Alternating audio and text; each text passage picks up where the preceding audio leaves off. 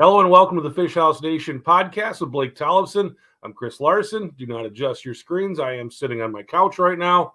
I mean, it's snowing outside. It's like brutal, not cold, but just kind of some brutal winter weather right now. So why not crank up the fireplace and sit on your couch and record a podcast today? Yeah, it's pretty miserable out there. It's not looking good for our ice season across at least the areas that you and I live in. Yeah, you don't want to see the snow on top. I mean, we're down in you're in the Wisconsin kind of Chippewa Falls area, and I'm just outside the metro, and it is yeah, we were like right in that spot where we are getting to get pretty good ice, and now all this wet, nasty snow on top of it is not going to help anything. Let's take a look. We're going to talk today a little bit about Mille Lacs, and Mille Lacs is really also in that stage, kind of stiffening up. I don't think they got the snow that we got. Last report I had, there was no vehicle traffic, but there were some snow machines out, some wheelers out. But again, this snow isn't really helping anything at all when it comes to that. I know I was hearing some people driving, they're clearing the ice for single axle trailers and half ton trucks on Red Lake this weekend. So things are setting Yep. up pretty good up north. I was up on Lake of the Woods last weekend. It was super warm. It was in the 30s, but we had like 8 to 10 inches up there. And of course, all the resorts are running those kind of geo tracker vehicles, and they were driving those across the ice no problem. Yeah, things are happening. But again, we'll just have to see what happens with the snow and what the weather looks like from here on out. But let's talk some Mille Lacs. Mille Lacs is, of course, very popular. You can get there in a few hours from the Twin Cities. It's probably the first of the big destination lakes that you're going to encounter when you're driving north. 120,000 acres. But the tough part about Mille Lacs is those regulations. And if you want to go out and catch a fish dinner, that's not going to be the place to go. Blake, do you want to kind of go through the regulations for this year at Mille Lacs?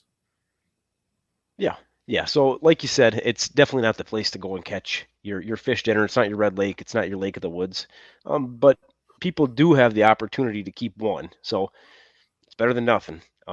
Basically from December 1st through February 27th of 2023. So that's the end of game fish season. People can keep one walleye between 21 inches and 23 inches, or one longer than 28. So maybe you catch a trophy, you still get an opportunity to keep that fish, which is awesome in my opinion. Yeah, it's one of those things. It's a lake. I call it the Instagram lake. If you want to go and catch a big walleye for the IG, that's going to be the place to go. And you go out there and catch Yeah. some 25-inch walleyes. That's not uncommon at all. It's something that's definitely very doable for you, especially when the bite is going good. But it's Yep. obviously not a place you're going to go if you want to go catch a fish dinner. But if you want that nice picture of you with a big walleye, probably not a better place to go than there. Well, especially that close to the metro too. I mean, there really isn't a better place than there that close to the metro.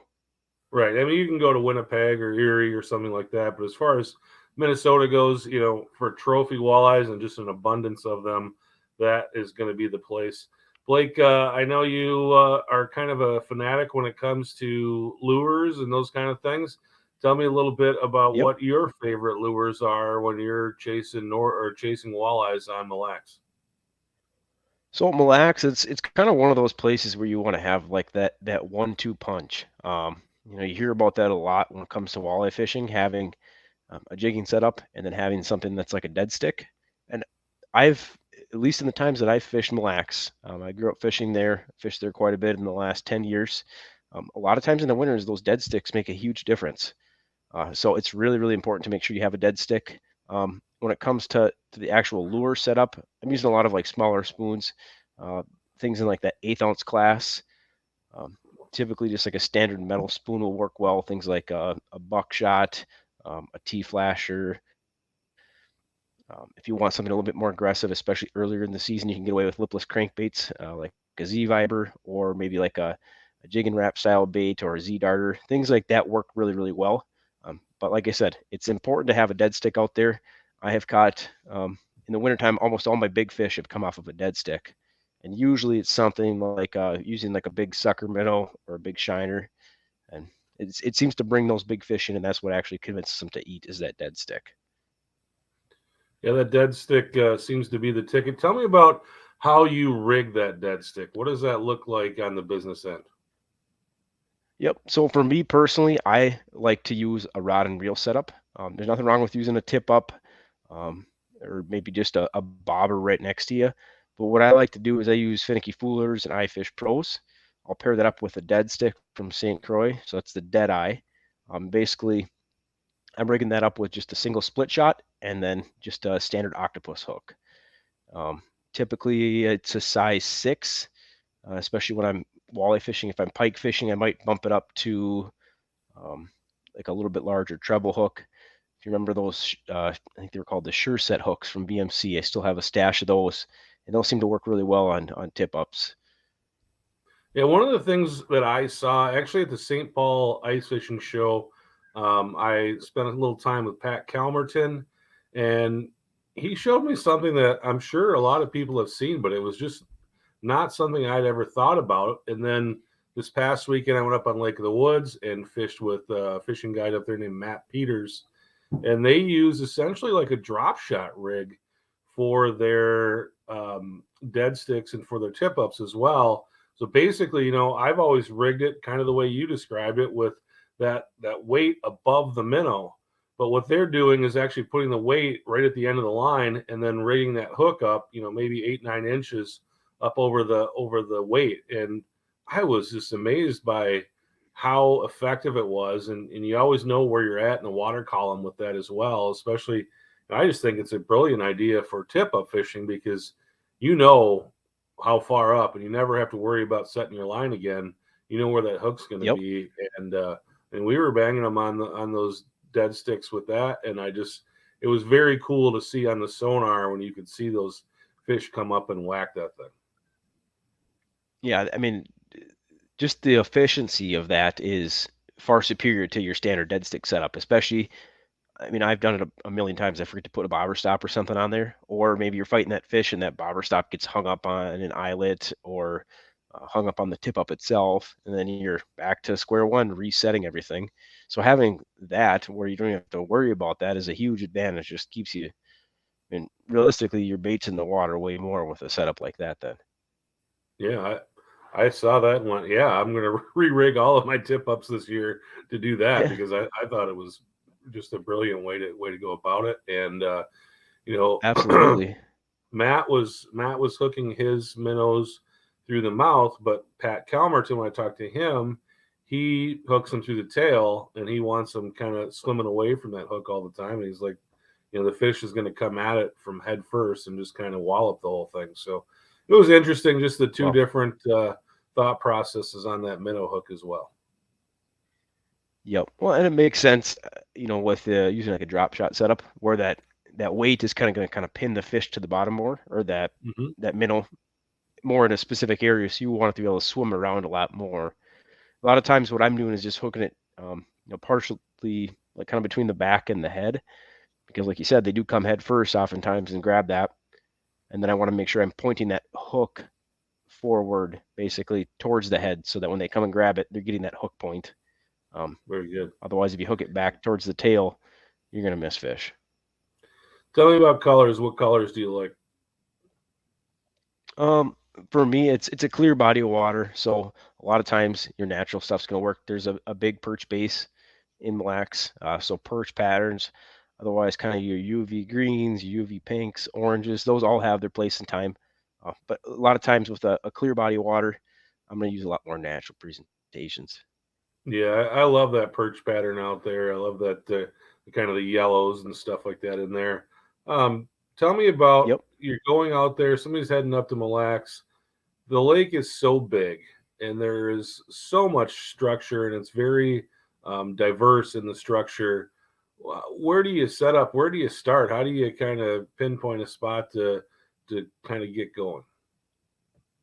Well, it really depends on what area you're gonna go out of. So in Mille Lacs, like the north end is a lot more mud based, where the southern end has um, kind of a mix of rocks and sand. There is some mud, especially out towards the middle of the lake. There's a lot more mud. Um, and then there is some sand on the north end as well. So it really kind of depends on, first off, where you're going to fish. My experience out there, typically, when the fish move out to the mud, that's oftentimes a little bit deeper bite. So you might be fishing, 25 to 30 or more feet. But sometimes when you're fishing in kind of that rockier stuff, that stuff that's closer to shore, typically you're going to be fishing a little bit shallower. The best thing out there is to work with the resorts that you're going out of. So like I said, if you're going to the north end, talk to the resorts on the north end, find out where they're catching fish, and that's going to help you set up. And then same thing if you're going out of the south end as well. Yeah, if people have never been up there, it is there's a huge road system.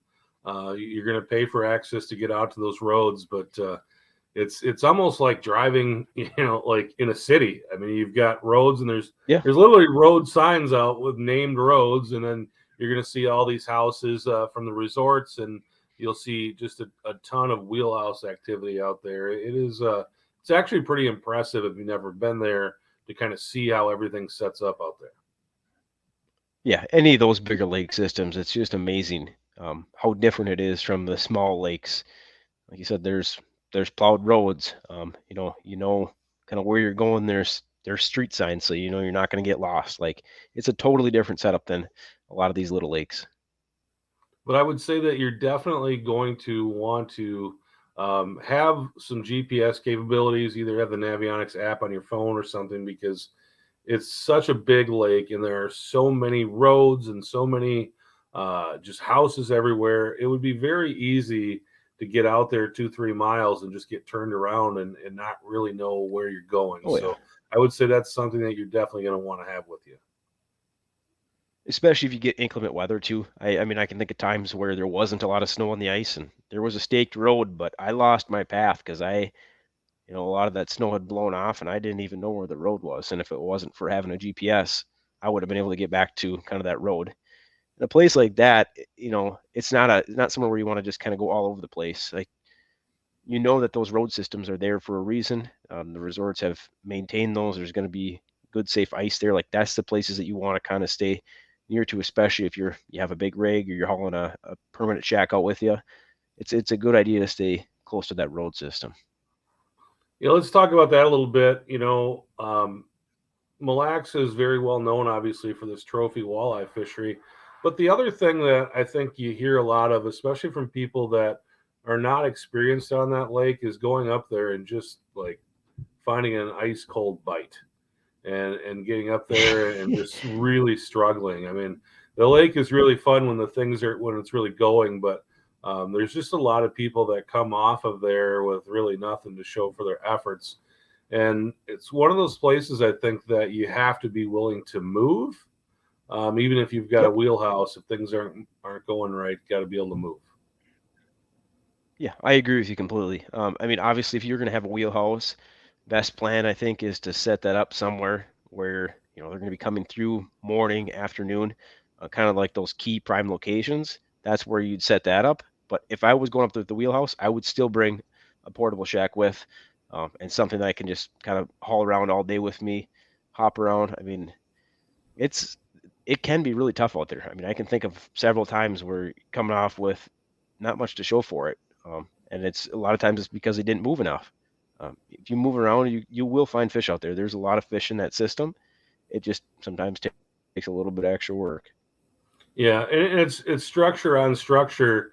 There's all these mud flats, and you've got all these reefs, and sometimes just find like the little pointy part, or maybe there's a little pocket in that reef, just a little Yeah, piece of different structure. And it's a lake that I would also say it's having a underwater camera is a big deal.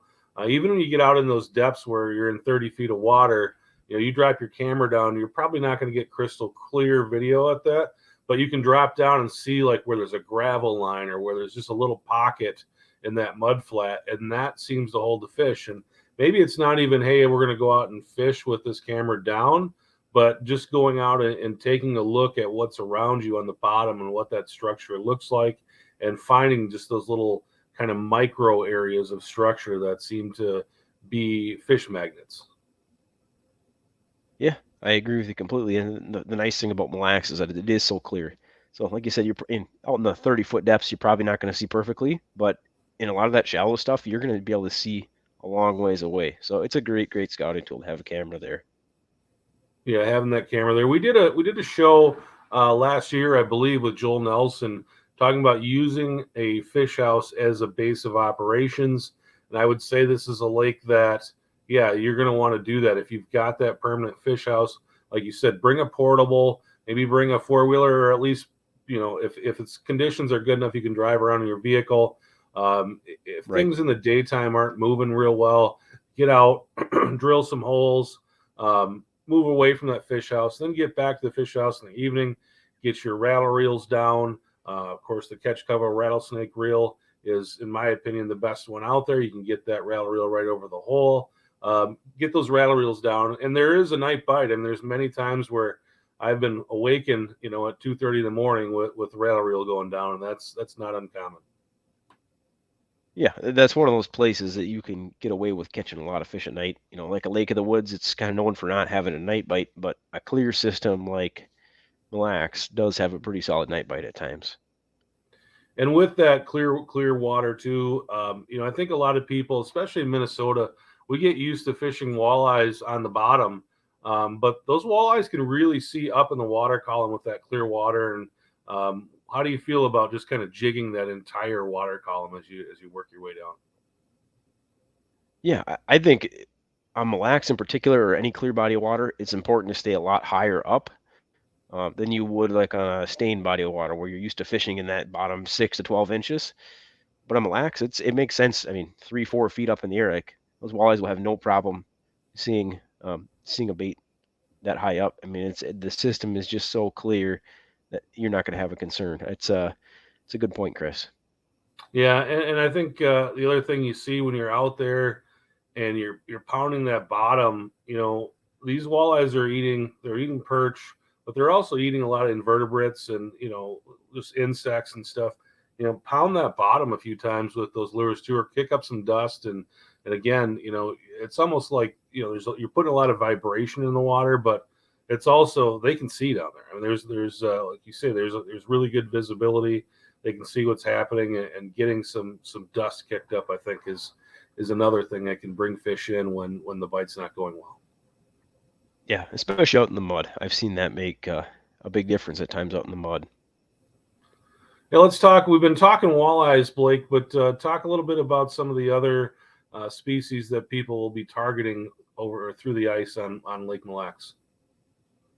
Yeah, I mean, historically, Mille Lacs has been a heck of a perch fishery. I know there was a handful of years where it was kind of down, but from what I've been hearing, things are picking up. And the nice part about there, it's a 20 fish limit. So if you want to go keep some fish, if that's your goal going to Mille Lacs, maybe go after perch. That might be a great opportunity.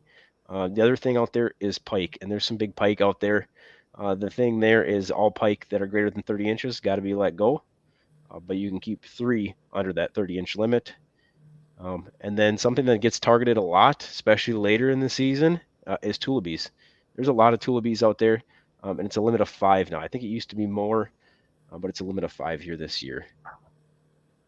Yeah, that tullabee fishery is something that there were probably a few people out there that were doing that kind of in the shadows, but that's again, it's Yep. sort of like burbot fishing that people really weren't into it, and now there are a lot of people that are into it, and a lot of people that want to go catch these fish. Especially, they're just they're fun to eat. Oh, they're fun to catch too. They pull hard. They chase baits really well. I mean, you can get those suckers chasing up from the bottom all the way, yeah, basically to the top of the ice. So they're a lot of fun to fish for. Well, I think we gave everybody a pretty good overview of Mille Lacs and kind of what the story is up there. Check. There's a ton of resorts on the lake. I like to go out of Hunters Point over there. And that's a great access point. But there's a ton of them all over the lake, and just kind of figure out where you want to fish and figure out where the closest resort to that is, and give them a call. Find out what your access is going to cost you, and get out there and do some fishing. All right, for Blake Tallison, I'm Chris Larson. Thanks for listening. Thanks for watching, and we will talk to you next time.